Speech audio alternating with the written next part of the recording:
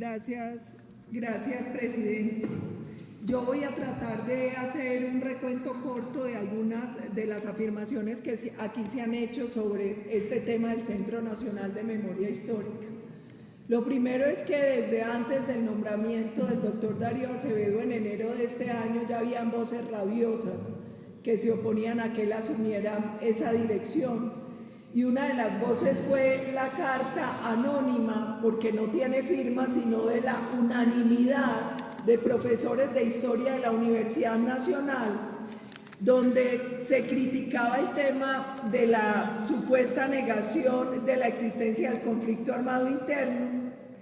Se hablaba de una supuesta solicitud de muchas organizaciones de víctimas de retirar los archivos custodiados, del sesgo de convicciones del doctor Darío, pero llama la atención que cuando se hace todo esto también se hable de la necesidad de no tener una verdad única, cuando todo el tiempo pareciera que lo que se quiere imponer es una sola visión sobre lo que ha sucedido en Colombia.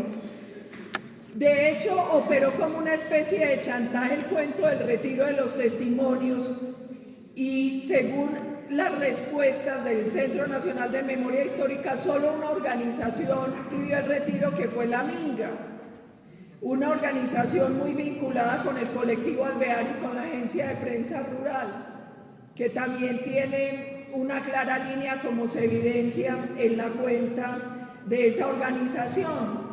El Centro de Memoria Histórica tiene que acopiar, preservar y custodiar el material que recojo, que voluntariamente se entregue sobre violaciones a derechos humanos y derecho internacional humanitario, pero es a todos, no solo a un sector. Y aquí pareciera que de lo que se está juzgando al doctor Darío es del delito de libertad de pensamiento, de libertad de expresión y de libertad de conciencia. Llama mucho la atención que, por ejemplo, en los cuestionarios que se le hicieron al doctor Darío, la preocupación siempre era por los informes que tienen que ver con paramilitarismo. Y si ellos leyeron las respuestas, cuando hablan de las demoras, en las respuestas está claro que muchas veces los pares hicieron observaciones sobre esos informes. Dice uno de los senadores citantes, en su momento manifestó que era incomprensible que quien dirige el Centro Nacional de Memoria Histórica desvirtúe y haga esfuerzos por debilitar un relato y poner en discusión asuntos que ya está superado y que han tenido debate en la sociedad colombiana sobre la violencia y sobre el conflicto armado.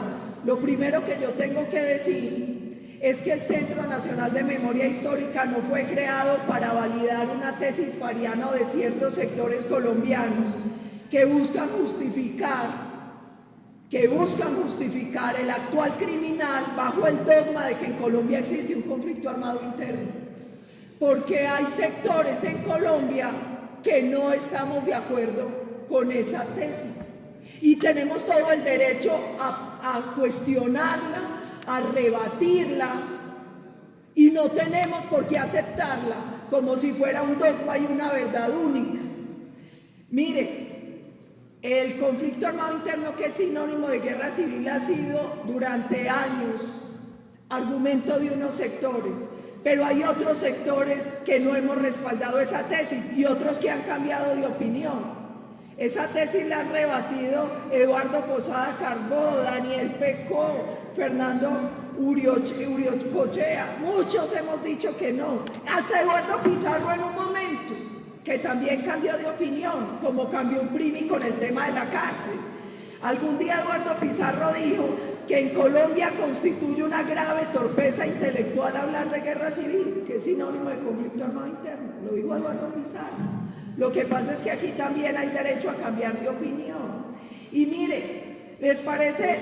Aquí las verdades todas se han dicho a medias. Entonces se cuestionaba las reuniones del director nacional del Centro de Memoria Histórica, se cuestionaba que algunas reuniones fuera acompañado de miembros activos o retirados de fuerzas militares, pero no se habló de, en un año que él lleva, menos de un año, ha tenido más de 60 reuniones con distintas organizaciones de víctimas con visiones diferentes. se ha reunido con la UP, con la UNIC, con la Mesa Municipal de Víctimas de Soacha, con asociaciones campesinas, con muchas organizaciones. Pero es que lo fácil es empezar a tergiversar la verdad y a decir solo una parte. Nosotros creemos, yo creo en lo personal, que hay sectores a los que les choca mucho la violencia y la criminalidad de un lado, pero no la violencia y la criminalidad, sino que cuando no es del mismo sector ideológico les parece horrible, pero las otras tienden a justificarlas y la afinidad ideológica no puede ser complicidad criminal. Y eso es lo que viene pasando con muchos sectores en este país. Nosotros creemos, como lo cree el gobierno, que la labor por las víctimas ayuda a recuperar la confianza en el Estado. Nosotros creemos que tiene que ser un acto de justicia que envíe el mensaje correcto, y es que las víctimas son más importantes que los victimarios. Nosotros creemos que las víctimas son fundamentales porque en la medida en que las visibilizamos, nosotros ayudamos a generar solidaridad, a evitar que se invisibilicen y se conviertan en una cifra. Ayudamos a hacer los duelos individuales y colectivos, ayudamos a honrar la memoria de nuestros muertos, ayudamos a convertir el recuerdo de las víctimas en un mecanismo para deslegitimar toda forma de violencia, repito, toda forma de violencia, no solo la violencia que no tenga afinidad ideológica con unos sectores. Y creemos además que frenar la violencia es la mejor manera de garantizar el derecho que las víctimas tienen a la no repetición. Aquí se han dicho muchas cosas que son verdades a medias. Aquí se ha hablado de la importancia de proteger la memoria, pero debe ser la memoria de todos, la memoria de la construcción colectiva, no la memoria de un sector que cree que tiene un dogma de verdad. Aquí se ha afirmado que el tema de que existe un conflicto armado interno no es una interpretación, sino que supuestamente es una verdad que todos tenemos que aceptar y que si no la aceptamos es una ilegalidad, que no aceptarla tiene que ver con impunidad, con desconocimiento de las víctimas. Es mentira. Y la prueba de que es mentira es que en el gobierno del expresidente Uribe jamás se aceptó la existencia de un conflicto armado interno. Y eso no llevó necesariamente a que no se pudiese dar una salida negociada. El proceso de paz más grande en la historia de Colombia fue el que se dio justamente en ese gobierno, que desmovilizó 35.000 paramilitares y 18.000 guerrilleros de manera individual y colectiva. Y ahí no se tuvo que crear un tribunal especial al acomodo de esas estructuras paramilitares con magistrados que ellos ayudaran a elegir. Ahí no se les tuvo que dar partido, ni se les tuvieron que dar curules a dedo.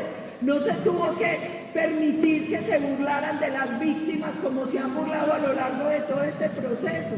Es que se recrimina mucho el tema del paramilitarismo, pero no se habla, por ejemplo, de las más de 500, de los más de 500 muertos mientras estuvieron secuestrados en manos de la FARC y de los que todavía no sabemos nada. Nadie ha dicho aquí nada porque se rearmaron y nos amenazaron. Nadie ha dicho nada porque no entregaron todas las armas, porque no entregaron todo el dinero, porque se niegan a decir la verdad, porque usan un doble rasero, porque ante la JEP los militares sí tienen que ir en audiencias públicas con transmisión, pero poco nada sabemos de las confesiones de los delitos de los miembros del secretariado de la FARC. Entonces aquí no nos llamemos a mentiras y a engaños.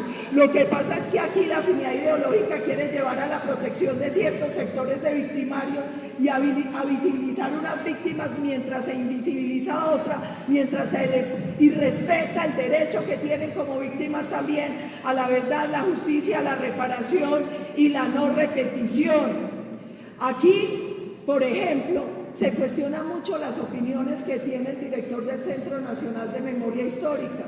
Yo no vi la misma rabia ni el mismo reclamo con magistrados de la JEP que tenían un abierto sesgo ideológico y que también los manifestaban en sus cuentas de Twitter.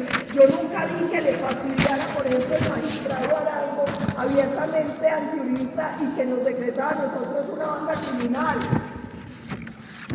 ellos tienen poder judicial y ellos sí nos están juzgando con un clarísimo sesgo ideológico, pero ahí no importó. Ahí no importó cuáles eran sus opiniones abiertas y claramente sesgadas. Aquí se tiene que buscar la construcción de una verdad y de una memoria y de toda la memoria. Aquí nadie quiere ocultar la verdad y la memoria del fenómeno paramilitar. Y es más, aquí ya se ha ido avanzando. Y mucho, por ejemplo, con el tema de la parapolítica y la parapolítica como para cuándo. Porque mucha gente y muchos sectores han estado privados de la libertad y políticos por parapolítica, por parapolítica. Yo no conozco todavía nada, los políticos o los empresarios que estén en la cárcel por haber financiado o apoyado una organización terrorista. Entonces no tengamos esa doble moral y ese doble rasero, porque víctimas tanto los de un lado como del otro, igual de criminales los unos como los otros, igual el daño y el dolor que han causado unos y otros. Y miren, si hablamos de pluralidad, no limitemos los derechos de ciertas víctimas y las responsabilidades de ciertos victimarios. Y aquí se habla mucho del tema del acuerdo es ley. ¿Cuántas trampas le hicieron a la Constitución y a la ley para imponer a la fuerza el acuerdo de La Habana? ¿Cuántos se burlaron de ese plebiscito donde él no ganó para imponer a la fuerza ese acuerdo de La Habana? Y a uno sí le preocupa, porque se cuestiona la ética y la moralidad. Mire, hay un tema que se llama conflicto de intereses, y yo no sé hasta qué punto, por ejemplo, no exista conflicto de intereses cuando una de las citantes al debate tuvo 5 contratos por 5 años con el Centro Nacional de Memoria Histórica por más de 228 millones. Ahí no existe conflicto. Entonces, qué fácil es señalar y cuestionar y hablar de falta de ética y de moral de los demás con verdades a medias, con cuestionamientos por cómo han pensado, por cómo se han expresado cuando son del lado que no es afín ideológicamente a nosotros. Yo dejaría hasta aquí estas primeras reflexiones, presidente, por el problema de tiempo, y esperaría poder intervenir después. Muchas gracias.